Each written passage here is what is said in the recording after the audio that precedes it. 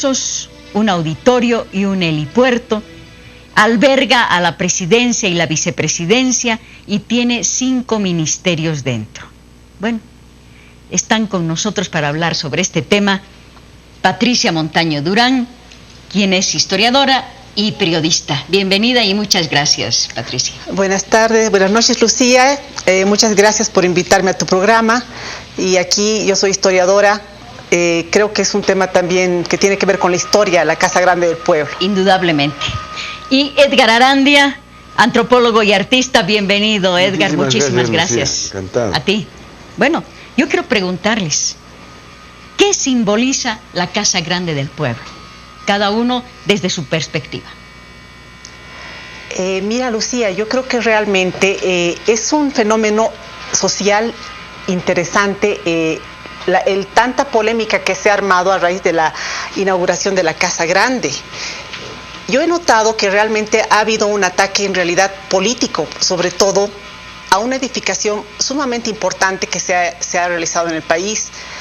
Yo como historiadora mi especialidad es la época prehispánica, especialmente Tiwanaku, que es lo que más me gusta, porque la historia es inmensa y uno tiene que especializarse en alguna área. Y en Tiwanaku tenemos pues construcciones megalíticas en que se han arrastrado piedras que pesaban toneladas para hacer edificios públicos que son magníficos.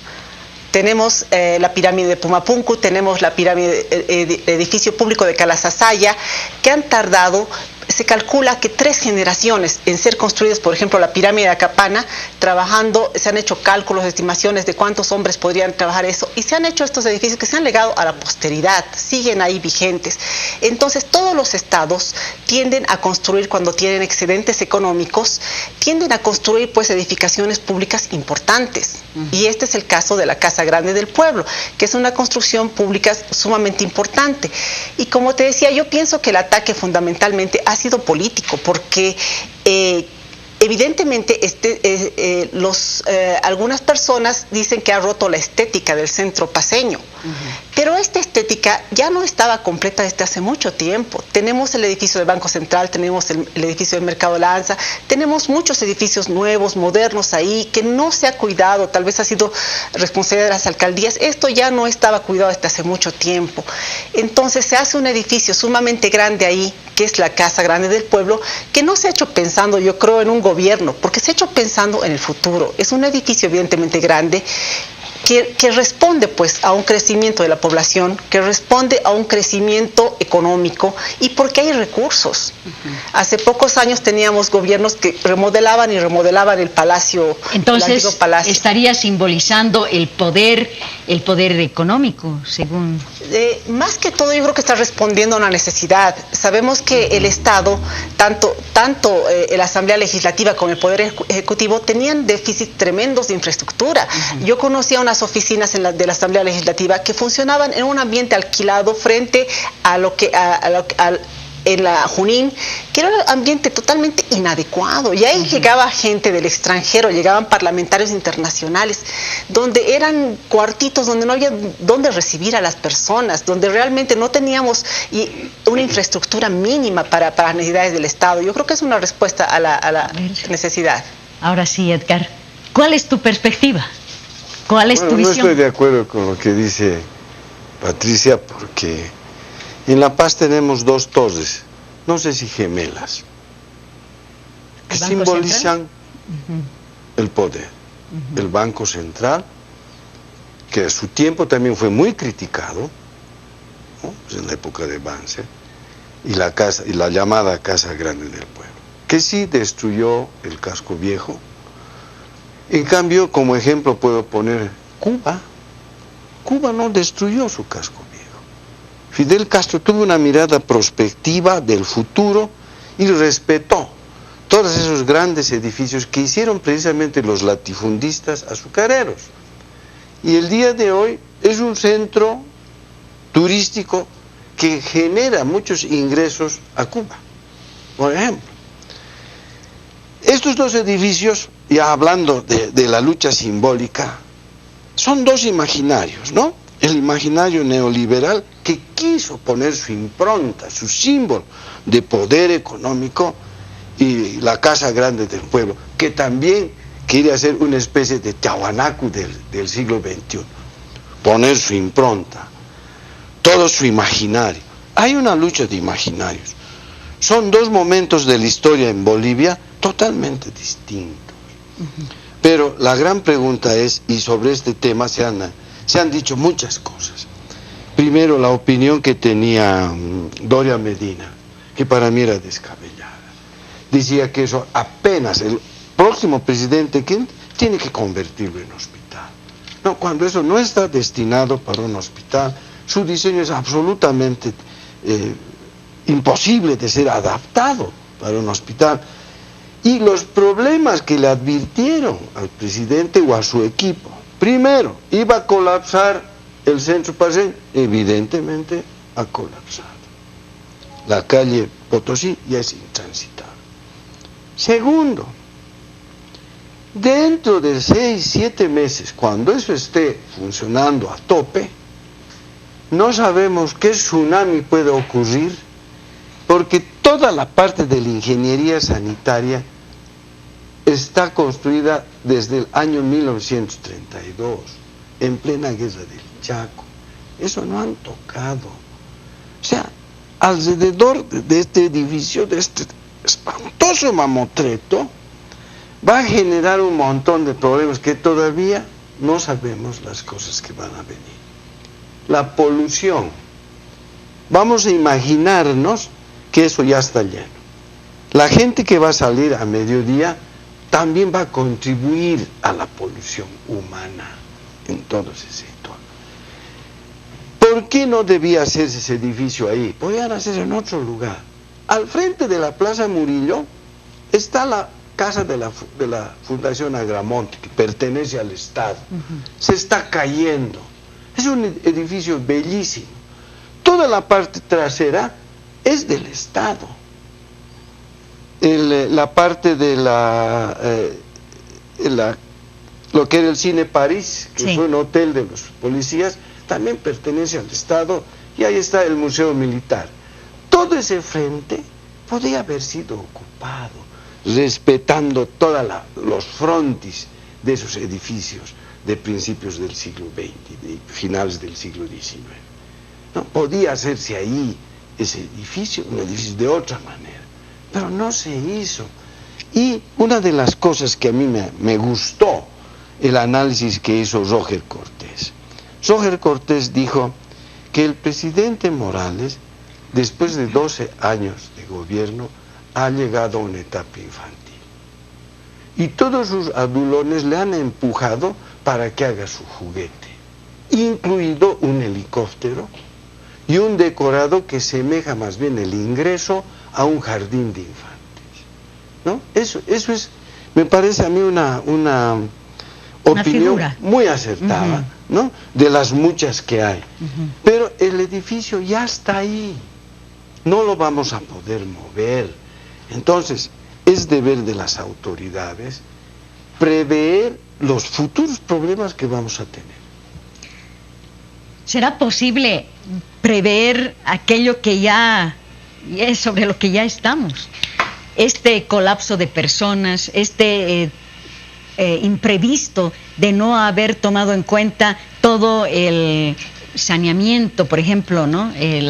Toda la parte sanitaria, que es desde la guerra del Chaco, nos dices, Edgar. Bueno, ¿qué pasa con esto, Patricia? Este ya es un tema que corresponde a la arquitectura urbana y a un tema urbanístico, social, urbanístico, ¿no? A un tema ya técnico, digamos, ¿no? Pero por el lado que decías, que Samuel Doria Medina dijo que iba a construir un hospital, eso ya es un disparate entero, ¿no? En primer lugar, y también hay que preguntarse, ¿no? Las personas que están criticando tanto ahora, ¿qué hicieron? ¿Cuántos hospitales ha construido cuando él era ministro, cuando estaba en el gobierno? ¿Sabe cuánto era las reservas ese año? Eran de 300 millones de dólares, ahora son 10,000, son 300 veces más. Y realmente critican fundamentalmente los políticos, ¿no? Los políticos.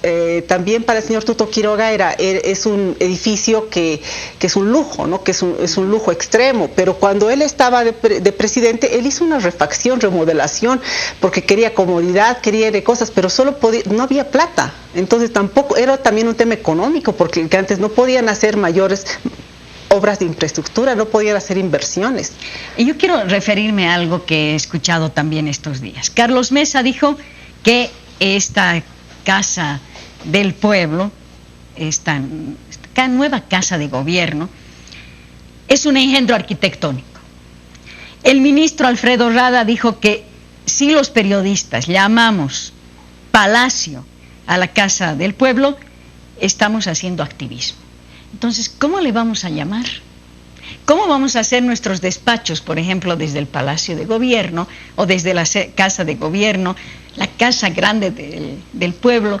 ¿Cómo le llamaríamos? Bueno, por ejemplo, hay un problema semántico ahí, ¿no? Según el diccionario, todos los edificios públicos que albergan a las autoridades desde la época de Tiahuanaco siempre se llamaban palacios, ¿no? Entonces, ese es el nombre que la gente igual le va a dar. Va a ser difícil que se imponga la casa grande del pueblo. En términos inclusive de bautizo, es demasiado grande, ¿no? Los bolivianos y los seres humanos en general siempre tendemos a comprimir, ¿no? El palacio quemado. Se dice es el palacio, ¿no? Nadie dice el palacio quemado. Entonces, a ver, para hablar de este tema, podemos abordar desde lo arquitectónico, desde lo simbólico, sí, desde lo político. Es obvio que a los políticos de la oposición no les va a gustar, no les gusta nada de lo que hace el gobierno, pero en algunas cosas tienen razón. Primero, ¿era necesario? Segundo, ¿era urgente? No es que era urgente los hospitales para atender a los enfermos de cáncer. ¿Cómo priorizamos? ¿No es esto más bien, como decía Roger Cortés, una especie de juguete que los adulones han impulsado al presidente para que haga? Porque una de las dirigentes de las Bartolinas Cisas dijo, no, es que le han asesorado mal al presidente, pero ahora sí va a hacer los hospitales y va a gastar la misma cantidad de dinero. O sea, como tratando de arreglar el asunto. Entonces, quiere decir que esto no ha sido discutido intensamente. Primero, ¿qué es lo prioritario en Bolivia? La salud pública y la educación. Entonces, ¿qué se tenía que priorizar? Gastar tanto dinero, lo que, como dice Carlos Mesa, en ese engendro, que también tiene su lado bello también, ¿no? Pero también tiene su lado espantoso el edificio, por el lugar donde está sobre todo. Entonces, lo que el pueblo critica, y no solo los opositores, no solo los políticos, es cómo se prioriza algo que no era urgente, que no era necesario, porque hasta el día de hoy el ministro de Guillén de Economía no ha presentado las facturas.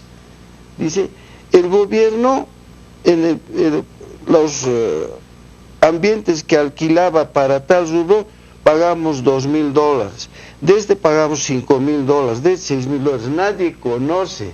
Entonces es una frase que han lanzado. $20 millones pagábamos al año por los alquileres de los ambientes que utilizaba el Estado, pero nunca ha mostrado las facturas. No sabemos. Patricia, ¿usted conoce ese tema? ¿Hay ese ahorro? Yo creo que sí. La verdad es que sabemos, es público, de conocimiento general, que las oficinas estaban alquiladas.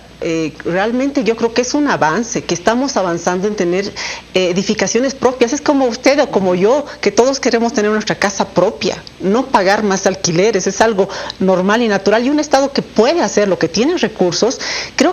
Yo creo que ha avanzado en muchos frentes. Hay más de 5,000 unidades educativas construidas en estos 12 años, cosa que no se hizo en muchos años. Obviamente se están construyendo también los hospitales, tal vez no están yendo al ritmo que deberían ir, pero yo creo que se están yendo en avances en muchos aspectos. Y creo que esta es una respuesta a una necesidad. Yo quería preguntar algo.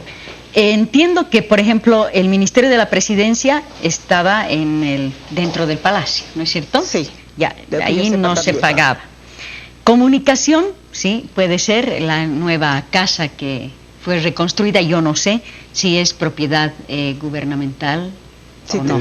Tengo entendido que sí, pero que tenían ambientes que alquilaban también. La verdad es que tampoco específicamente el tema medio ambiente y agua, bueno, ahí sí es posible porque estaba en una casa en Sopocachi, ¿no? Sí, probablemente. Culturas tiene su propio edificio. Es del Estado, ¿no? Y El ex tenía correo. así algo alquilado también, sí, pero tiene su propio edificio. ¿Y energía? ¿Energía? No sabría decirle, el tema económico y bueno, hay dudas, ¿no? Y yo no pienso que el presidente nos ha mentido en el sentido de decir que queremos pasar de un Estado inquilino a un Estado dueño de casa, digamos, ¿no? Pero creo que son necesarias estas aclaraciones, hacerlas realmente públicas, ¿no? Tengo entendido que sí, y tengo entendido que sí se va a economizar en alquileres. Realmente creo que responde a una necesidad de tanto del crecimiento de la población. Ahora no somos la misma cantidad de bolivianos que éramos antes, somos muchos más, y también tenemos más recursos. O sea, está respondiendo a una necesidad y un desarrollo generalizado, ¿no? Entonces, yo creo que realmente, como le digo, pienso que las críticas realmente Patricia, no son en ese sentido. Es periodista. Soy periodista, ¿no? Y soy historiador. Ha trabajado en La Razón, precisamente. Sí, ¿no? He trabajado varios años en La Razón. Ahora, yo le pregunto, Patricia, cuando haga sus despachos, poniéndonos en el caso de que está trabajando todavía como periodista, ¿cómo va a denominar a la Casa de Gobierno?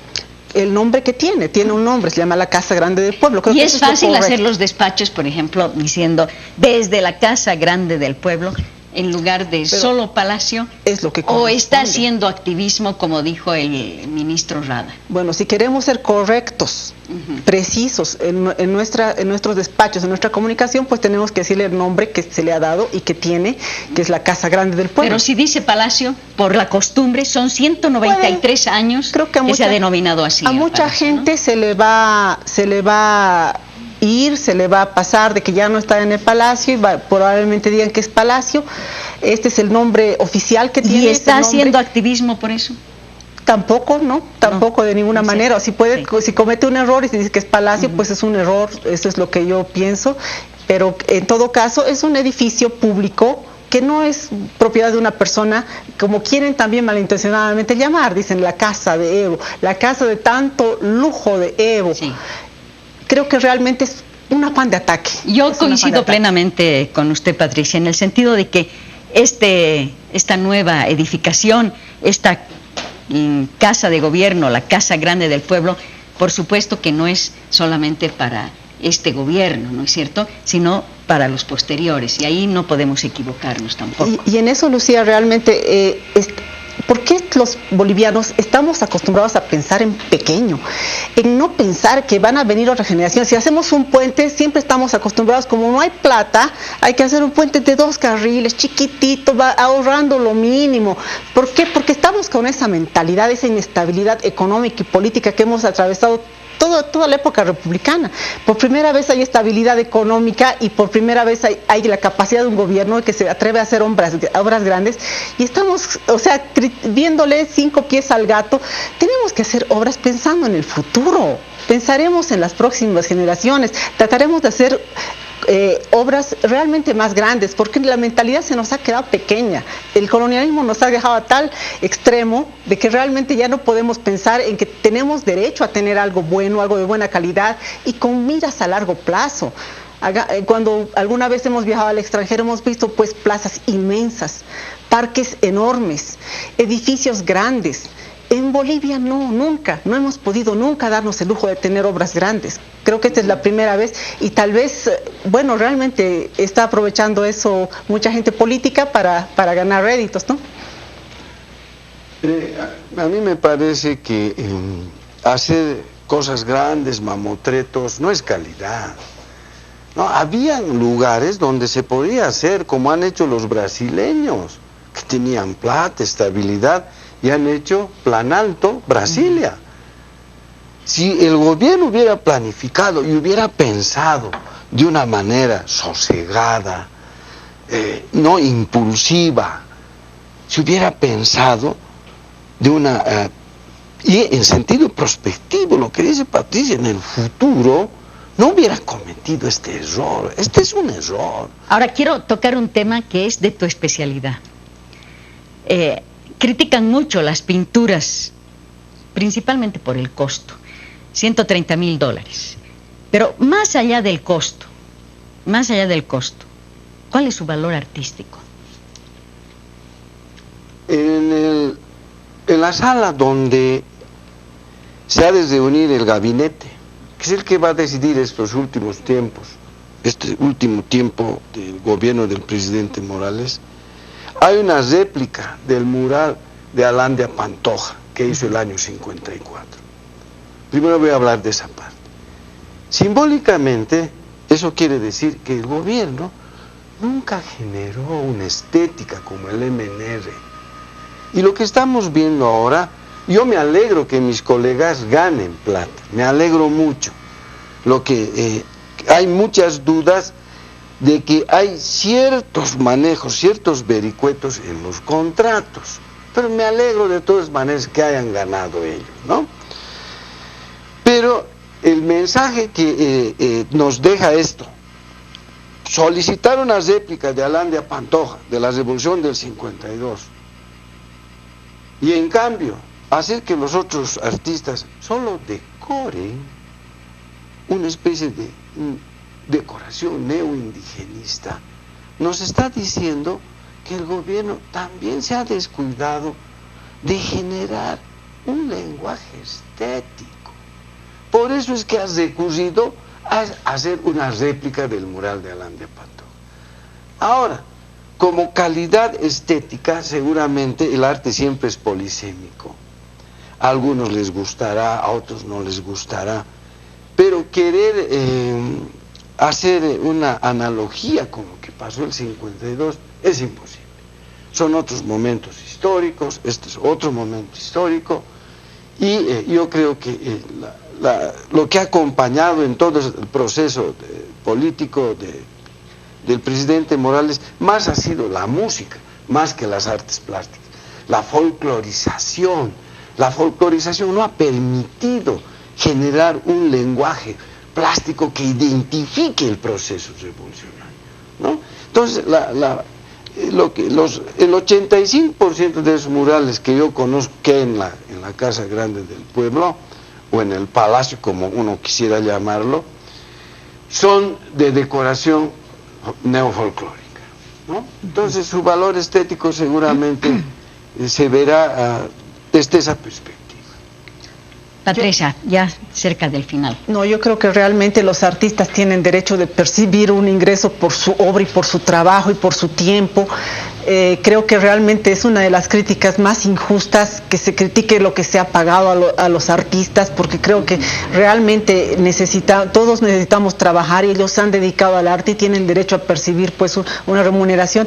Realmente nadie sabe de todo. Yo no soy experta en las artes plásticas, pero realmente, y también todo es subjetivo, ¿no? La cultura, el arte, son, sobre todo la apreciación artística es tanto cultural como personal. Es bien subjetiva, ¿no? Eso ya compete a la opinión personal de cada uno, pero sí creo que todos los artistas han tenido derecho de ganar algo. Y en cuanto a la crítica sobre lo estético de la Casa Grande, yo creo que no todos compartimos, ¿no? Yo soy una persona muy práctica y creo que la practicidad, la funcionalidad es sumamente importante en estos tiempos modernos, ¿no? Y realmente a mí, por ejemplo, el arte colonial, digamos, no me gusta. Realmente soy una persona que ha preferido siempre la etapa prehispánica, que ha admirado más a esa etapa. Entonces, cada persona va a tener su propia apreciación estética. Muy bien.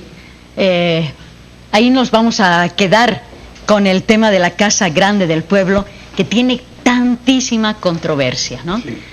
Unos están de acuerdo, otros no. Unos hablan de los costos de la construcción, de los muebles, la decoración. y otros hablan más bien de esa perspectiva que tiene hacia adelante. De todos modos, la casa grande del pueblo, el palacio o la casa, la sede de gobierno, la casa de gobierno, siempre va a ser un símbolo de poder. Así es. Y todo presidente, mandatario, va a querer dejar ese símbolo de poder, y más en este momento en el que también el presidente Evo Morales ha logrado batir un récord de permanencia gobernando Bolivia. Muchísimas gracias, Patricia. Muchas gracias, Lucía, por invitarme. Muy lindo tu programa.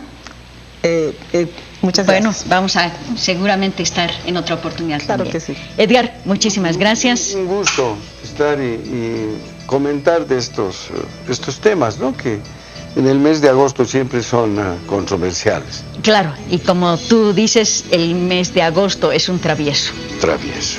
Pueden pasar muchas cosas. Bueno, nos protegeremos para que no nos pase ninguna cosa mala y que este agosto travieso venga solamente a traernos alegrías. Muchísimas gracias y muy buenas noches.